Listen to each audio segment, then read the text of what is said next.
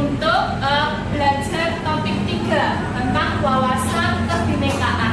Nanti di sini kalian akan Ibu suguhi permainan ya. Nanti silakan diikuti ya. Oke, kita topik 3 judulnya adalah berdamai dengan diri. Ya, untuk capaian pembelajaran ini, setelah mempelajari topik 3 ini, kalian nanti akan satu, memahami konsep tentang ragam identitas diri. Kemudian yang kedua, mampu memberikan contoh sikap welas asih kepada diri kalian sendiri. Kemudian ini ada pertanyaan pematik yang akan saya berikan kepada kalian. Kalau dijawab, pernahkah kalian merasa malu, tidak percaya diri terhadap identitas diri kalian? Misalnya kalian kulit kita, terus duduk dan lain sebagainya. Pernahkah kalian merasa malu terhadap diri kalian sendiri? Terus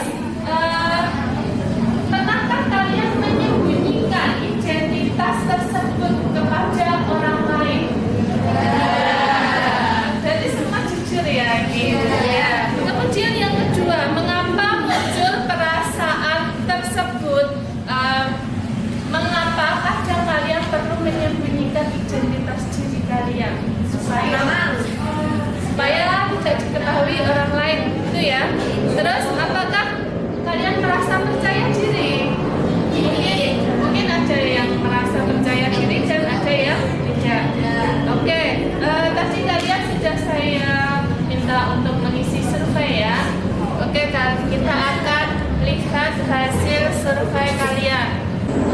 Nah, ini tadi survei yang kalian isi. Bagaimana pendapatmu mengenai identitas dirimu? Kebanyakan menjawab bahagia, baik, suka. Ada yang menjawab cantik, kadang kurang pede, gampang bergaul, ada yang pendiam, macam-macam ya ini ya hasil survei tadi.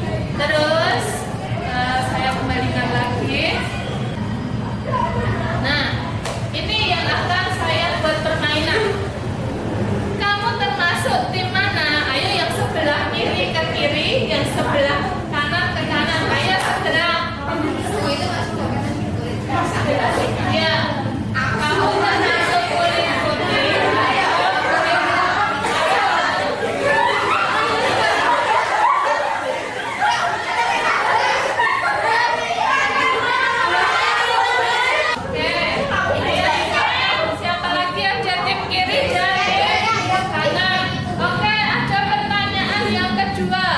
Nanti pasti ada yang di tim kiri dan ada yang di tim kanan.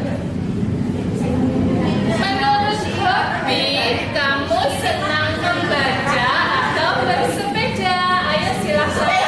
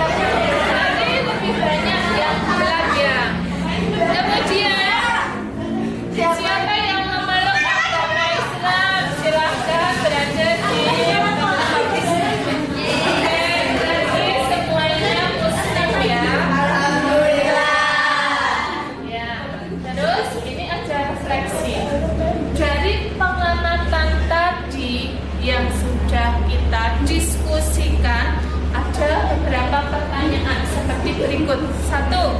Apakah Anda selalu berada pada satu sisi identitas yang sama?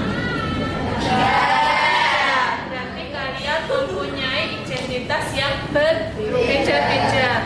Terus, apakah tadi bertemu dengan seseorang yang sama dengan kesukaan yang sama? Terus dari semua identitas tadi, mana yang menurut kamu paling penting? Jus, ya coklat itu. Semuanya mempunyai pilihan masing-masing, itu tidak salah. Nah, ini punya konsep. Setiap orang itu mempunyai identitas. Coba kita lihat video berikut. Ini kamu, dia, kamu yang beda dengan dia atau mereka. Kamu yang punya nama, tanggal lahir, dan orang tua yang beda dengan orang lain. Semua identitas. Kamu baru datang ke kampus, bertemu orang-orang dengan identitas berbeda. Kadang kamu penasaran, membandingkan satu sama lain, lalu mengelompokkan tiap orang. Bagaimana kamu akan melakukannya? Kamu lihat geng kecil yang suka barengan kemana-mana. Rupanya mereka teman sejak SMA.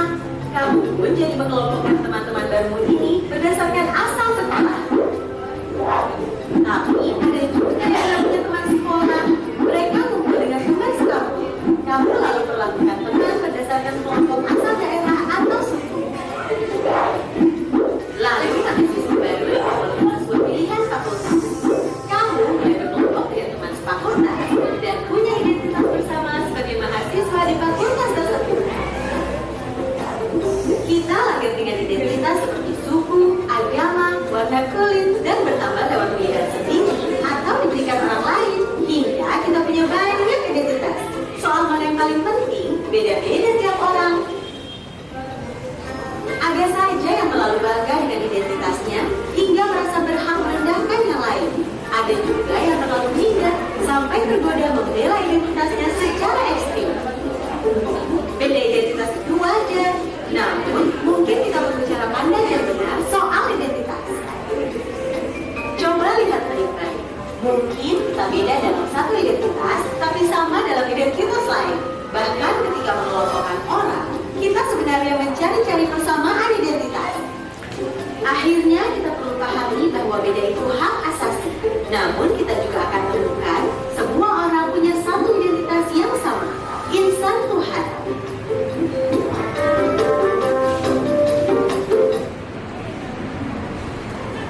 Ya, kalian sudah lihat video tadi. Jadi kalian itu punya identitas yang berbeda-beda. Nah, ini akan saya lanjutkan tentang setiap orang yang punya banyak identitas. Mungkin kita punya kesamaan identitas antara suku dengan seseorang, tetapi berbeda identitas agama dengan orang tersebut. Mungkin ada yang identitas yang begitu saja kita terima sejak lahir. Kita punya nama, kita punya ciri khusus yang tidak dimiliki oleh orang lain. Itulah identitas kita. Nah, identitas itu sangat penting. Jadi, jika kalian jangan merendahkan siapapun, karena kita semua mempunyai keunikan. Kemudian, untuk konsep yang kedua, gunakan standar diri sendiri. Setiap orang unik, tidak bisa dibandingkan dengan orang lain. Standar umum tidak bisa dijadikan patokan untuk mengukur diri sendiri. Misal standar kecantikan, apakah cantik itu identik dengan kulit yang putih, mulus, tidak ya? Nah, apakah jadi kita tidak boleh membuat standar untuk sebuah hasil. Kemudian, nah ini kalian harus menggunakan standar identitas menurut diri kalian sendiri. Kalian bisa amati pada video yang kedua. Ini seorang siswi di sebuah SMA berasal dari keluarga sederhana. Tapi karena ingin dihormati dan diterima, Yuni mengaku sebagai anak orang kaya. Gaya busana dan bicaranya diatur sedemikian rupa.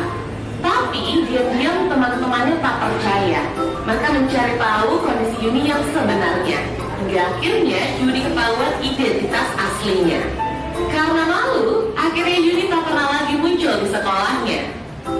Kisah Yuni ini kisah nyata, kita bisa temui di lingkungan remaja. Rata-rata siswa hari ini merasa minder karena tidak memiliki apa yang orang lain miliki, baik itu fisik, prestasi, maupun sifat khusus. Menurut hasil FGD kami dengan para guru di 4 sekolah yang ada di Jawa Barat, bahwa dari 1 dari 4 siswa merasa minder karena fisik, dan 1 dari 5 siswa merasa minder karena gak punya prestasi seperti orang lain. Hasil survei online kami terhadap remaja menunjukkan mereka tak mau menerima diri agar diterima dan dihargai. Bukannya sibuk menemukan dan mengenali potensi diri, mereka malah sibuk mengejar standar umum. Orang yang berkulit gelap sibuk memutihkan kulitnya karena iklan membuat standar kecantikan itu identik dengan kulit cerah. Yang keriting meluruskan rambutnya karena standar umum wanita anggun adalah berambut lurus terurai. Jika kita sibuk mengejar standar itu, coba pikirkan beberapa hal ini. 1. Setiap orang itu unik, gak mungkin ada satu standar yang cocok untuk semua. Setiap orang bisa punya standarnya masing-masing. Kalau standar orang ganteng itu mancung dan tinggi, lalu bagaimana dengan orang yang pesek dan pendek? 2. Standar itu diciptakan oleh iklan, industri, sinetron, atau budaya. Orang yang gagal membuat standar buat dirinya bakal jadi sasaran empuk buat para pencipta standar. Mereka lah yang bakal jadi korban iklan dan pengaruh lingkungan. 3. Standar itu relatif. Beda tempat, beda standar. Di Mauritania, sebuah negara di wilayah Maghreb di Afrika Utara Barat, misalnya orang yang cantik adalah orang yang berbadan subur. Di Jepang yang dianggap cantik itu yang giginya gingsul. Beda waktu bisa beda standarnya. Coba perhatikan fashion dari masa ke masa. Apakah standar tren itu sama? Misalkan saja tahun 80-an, pria yang dianggap ganteng itu berkumis tebal. Apakah saat ini masih berlaku? Tapi kalau yang sifatnya nilai moral itu universal. Sikap jujur di mana-mana dari dulu sampai nanti tetap dianggap baik dan keren.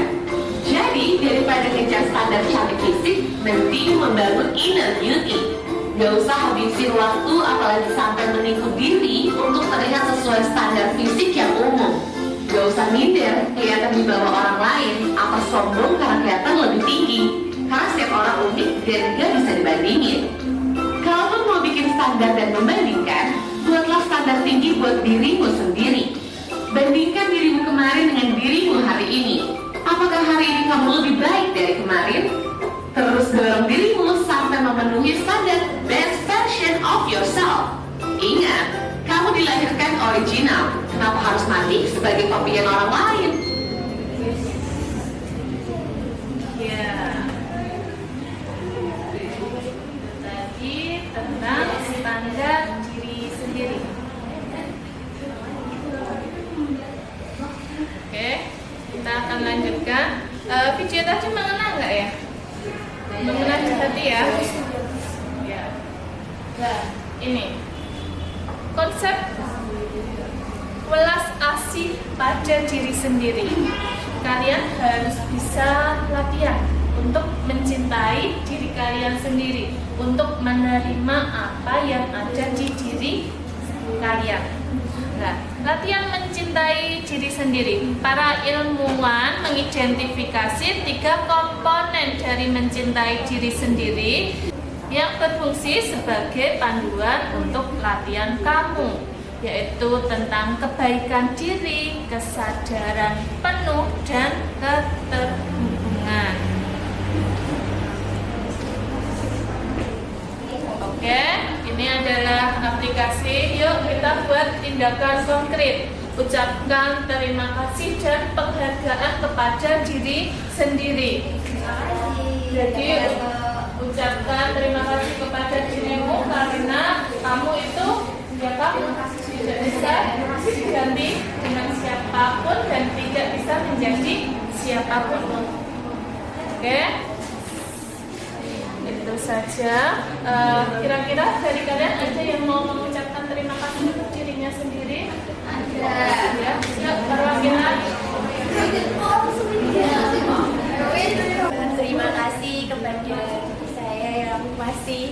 kuat bertahan sampai sekarang. Oke, terima kasih kembali ke tempat. Ya, anak-anak, itu tadi yang dapat diberikan mengenai wawasan kebinekaan, yaitu kalian harus mencintai diri sendiri. Ya, itu saja dari BPT. Saya akhiri. Wassalamualaikum warahmatullahi wabarakatuh.